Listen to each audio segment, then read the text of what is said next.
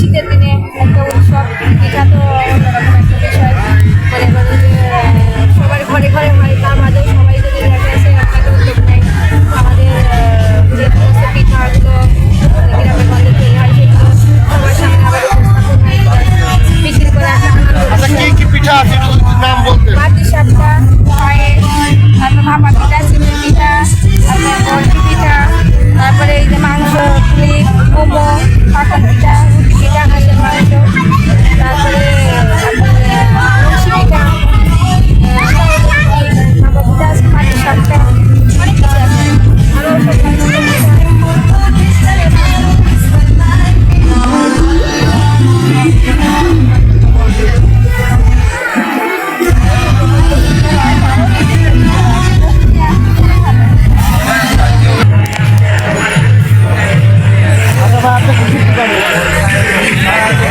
আরও সব পিঠার দোকান দেখেন, এই যে পিঠাপুলি উৎসবে আপনার কেমন লাগছে, মনে কিছু ভাব প্রকাশ দিতে খুব ভালো লাগছে আর কি, এটা বলে বোঝানো যাবে না। কাপ কেক আছে, স্লাইসিং কেক আছে, হ্যাঁ, তারপরে পুডিং আছে, তারপরে আছে পিঠা, পাটি সাপটা, দেখছেন আপনি সবই আছে।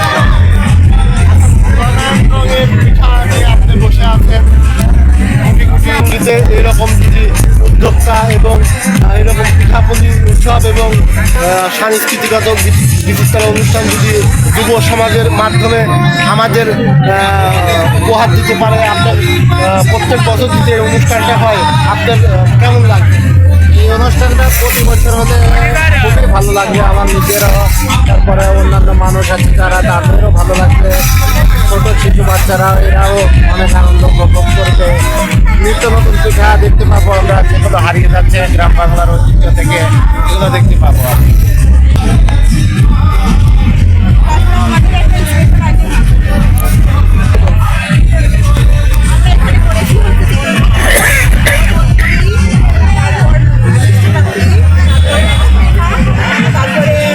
নানান রঙের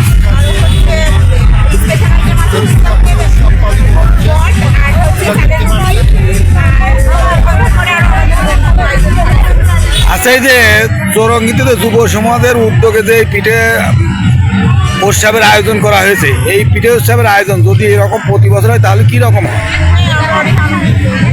প্রতি বছরে হলে